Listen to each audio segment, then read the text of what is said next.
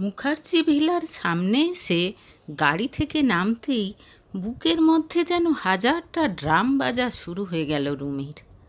3 বছর, ঠিক 3 বছর পর আবার এই বাড়িতে ঢুকবে সে।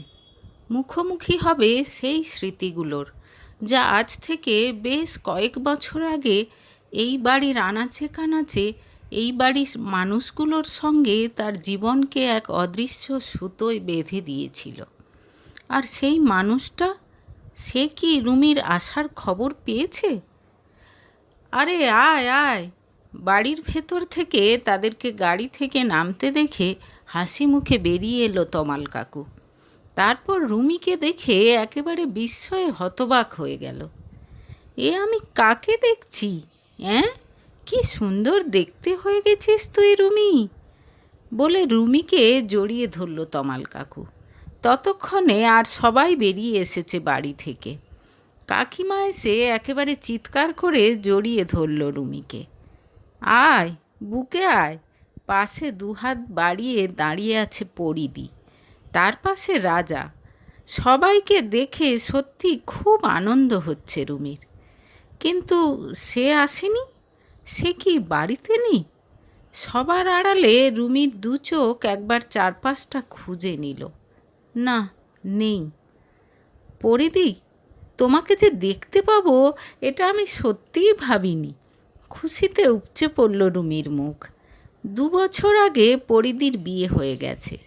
বিয়ের সময় অনেক করে তাদেরকে আসতে বললেও রুমি ইচ্ছে করে আসেনি।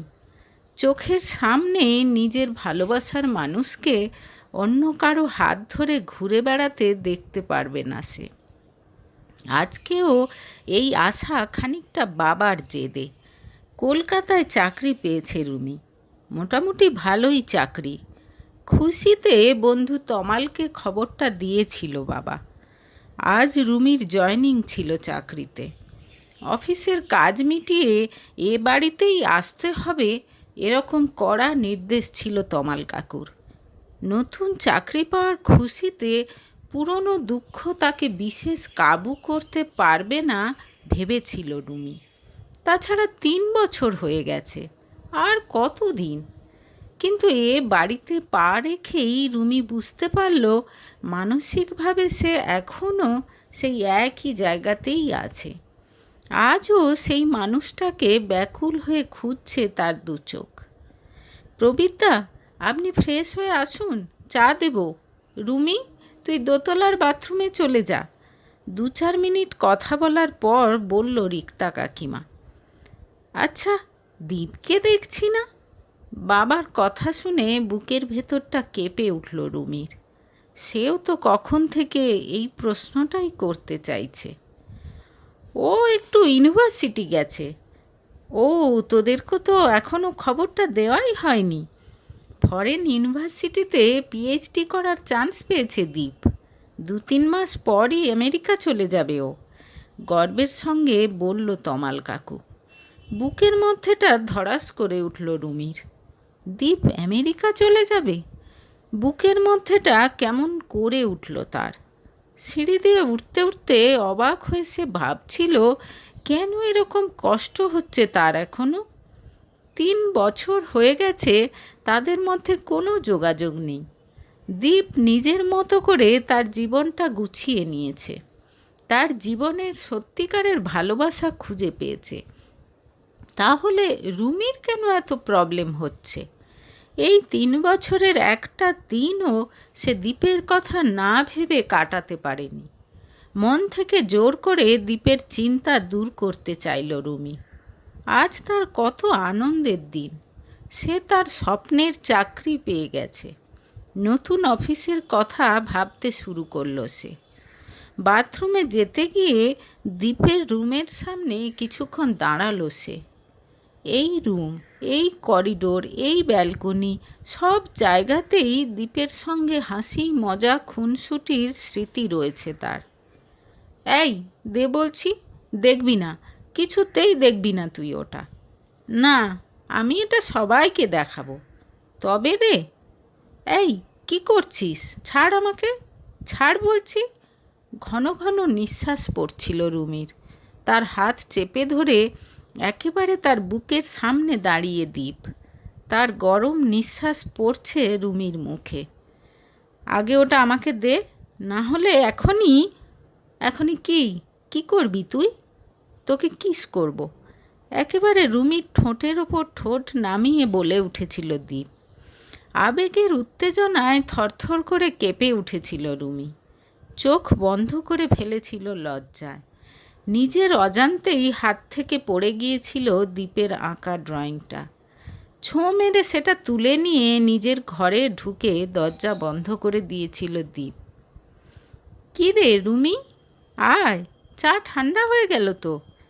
কাকিমার ডাকে চমকে উঠে বাস্তবে ফিরে এলো রুমি। এতক্ষণ সে 4-5 বছর পেছনে চলে গিয়েছিল। মুখে তার হাসি, শরীরে ঠিক সেদিনের মতো উত্তেজনা অনুভব করছিল রুমি। ও ভগবান, কিছুই চেঞ্জ হয়নি তার মানে? নিজেকে শান্ত করতে করতে বাথরুমে ঢুকে গেল সে। কিছুক্ষণের মধ্যে ফ্রেশ হয়ে নিচে নেমে এসে রুমি দেখল বাবা একেবারে জমিয়ে আড্ডায় বসে গেছে তমাল কাকুর সঙ্গে। সামনের টি টেবিলে অনেক রকম স্ন্যাক্স রাখা। বাবা, এতক্ষণ কি করছিলি? দাঁড়া, তোর চাটা দিতে বলি, মুচকি হেসে বলল পরিদি। চা খেতে খেতে অনেক গল্প করল পরিদি। তার বরের গল্প, শ্বশুরবাড়ির গল্প, মাঝে মাঝেই আবার রুমির সঙ্গে পুরনো কোনো স্মৃতিচারণ করে হেসে উঠছিল তারা দুজনেই। এক সময় রাজাও এসে যোগ দিল তাদের সঙ্গে। খুব ভালো লাগছিল রুমির। এই এত বছর এই মানুষগুলোকে সত্যিই খুব মিস করেছে সে। রুমি, রুমি, একবার এদিকে আয় তো, হঠাৎ গম্ভীর গলায় ডাকলো তমাল কাকু। তাড়াতাড়ি উঠে এলো রুমি, সঙ্গে সঙ্গে পরিও এলো। তুই নাকি পেইং গেস্ট থাকবি? হ্যাঁ। মানে, আমরা থাকতে থাকতে তুই এই শহরে পেইং গেস্ট থাকবি? ওসব চলবে না, তোকে এখানেই থাকতে হবে। না কাকু, আমি বাইরেই থাকবো। কাকু তো ঠিকই বলেছে, বাইরে থাকবি কেন? দেখ, পরীর বিয়ে হয়ে গেছে, দীপ আমেরিকা চলে যাচ্ছে, আমি তো একদম একা হয়ে যাব। তুই না হয় আমাকে একটু সঙ্গ দিবি? না কাকিমা, আমার পেইং গেস্ট ঠিক করা হয়ে গেছে। ঠিক আছে, আমি না হয় সময় পেলেই চলে আসব। না, তাহলে সময় পেলে নয়, প্রত্যেক উইকেন্ডেই আসতে হবে তোকে, আবদারের সুরে বলল কাকিমা। ঠিক আছে, তাই হবে, নিরুপায় হয়ে বলল রুমি।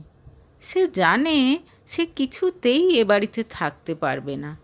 এ বাড়ির প্রতিটা কোণ তাকে প্রতি মুহূর্তে দীপের কথা মনে করিয়ে দেবে। আর একটা কথা, পরের মাসে দীপের এনগেজমেন্ট। আমেরিকা যাওয়ার আগে তানিয়ার বাড়ির লোক ওদের রেজিস্ট্রি ম্যারেজ করিয়ে দিতে চাইছে। 1 বছর পর দীপ যখন আসবে তখন বিয়ের অনুষ্ঠান হবে। তারপর তানিয়াকে নিয়ে ও আমেরিকা যাবে। অ্যাটলিস্ট এনগেজমেন্ট পার্টি না হওয়া পর্যন্ত তোকে এখানে থাকতে হবে, বলে ওঠে তমাল কাকু। রুমির মাথাটা কেমন ঘুরে ওঠে। তানিয়ার সঙ্গে দীপের এনগেজমেন্ট? এরপর অনেক চেষ্টা করলেও তমাল কাকু আর কাকিমাকে কিছুতেই বোঝাতে পারে না রুমি।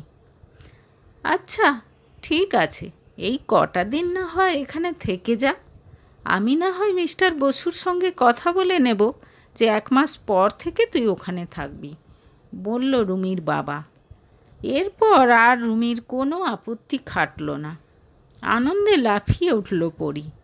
খুব মজা হবে, আমরা দুজন মিলে সব কিছু অ্যারেঞ্জ করব, রুমিকে জড়িয়ে ধরে বলল পরি। শুকনো মুখে ঘাড় নাড়ল রুমি।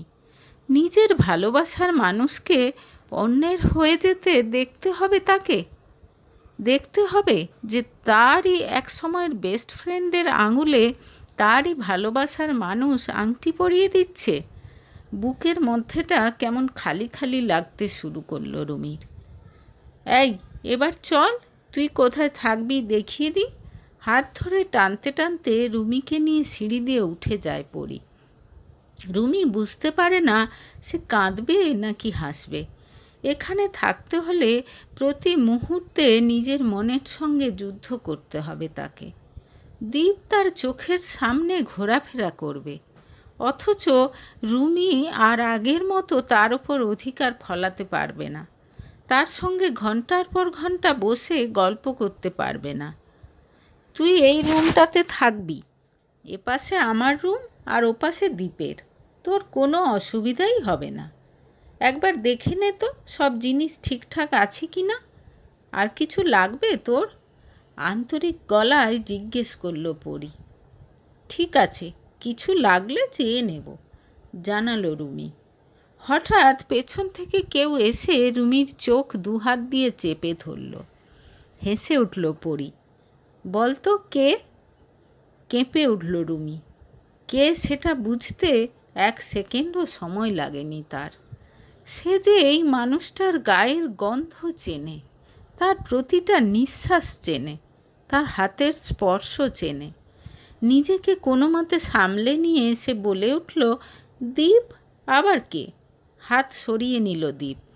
ঘাড় ঘুরিয়ে তাকে দেখতে পেল রুমি, আর সঙ্গে সঙ্গে হৃৎস্পন্দন বেড়ে গেল তার। 3 বছরে এতটা পরিবর্তন! হ্যান্ডসাম ইয়াং ম্যান লাগছে দীপকে। পুরোপুরি ঘুরে দীপের মুখোমুখি দাঁড়ালো রুমি। তার মনে হলো তার নিঃশ্বাস আটকে যাবে। গভীর দৃষ্টিতে সরাসরি তার চোখের দিকে তাকিয়ে আছে দীপ। রুমি বুঝতে পারে যে কোনো মেয়ের হৃদয়ে ঝড় তুলতে দীপের এই একটা চাহনিই যথেষ্ট। কেমন যেন সম্মোহিতের মতো লাগলো রুমির। সঙ্গে সঙ্গে চোখ সরিয়ে নিল সে। কনগ্রাচুলেশনস রুমি, ভালো চাকরি পেয়েছিস শুনলাম। মুখে হাসি এনে সপ্রতিভ হওয়ার চেষ্টা করল দীপ। সেম টু ইউ, তুইও তো ভালো অফার পেয়েছিস, বিদেশে যাচ্ছিস। আলটিমেটলি সেই রিসার্চ করার সুযোগ পেলি, তাও আবার তোর স্বপ্নের ইউনিভার্সিটিতে। So happy for you. যতটা সম্ভব সহজ হওয়ার চেষ্টা করল রুমিও। কেমন আছিস রুমি? আমি ভালো আছি, তুই? অবশ্য তুই তো ভালো থাকবি, সামনে তোর এনগেজমেন্ট, বিয়ে। বলে ঘাড় নাড়ল দীপ। তানিয়া কেমন আছে? ভালোই, ভালো আছে। মা বলল তুই এখন আমাদের বাড়িতে থাকবি। হ্যাঁ, কিছুতেই রাজি হচ্ছিল না জানিস। খুব অহংকারী হয়েছে মেয়েটা। ভাইয়ের কথার উত্তর দিল পরি। তার কথা বলার ধরনে হেসে উঠল রুমি। কি যে বলো পরিদি, বলে দীপের দিকে তাকালো রুমি। দীপ গভীর দৃষ্টিতে তার দিকে তাকিয়ে আছে। ও ভগবান, রক্ষে করো আমাকে, মনে মনে বলে উঠল রুমি। দীপের চোখের দৃষ্টি অসংযত করে দিচ্ছে তাকে বারবার। এই দৃষ্টির সামনে কি করে নিজেকে ঠিক রাখবে সে এতগুলো দিন?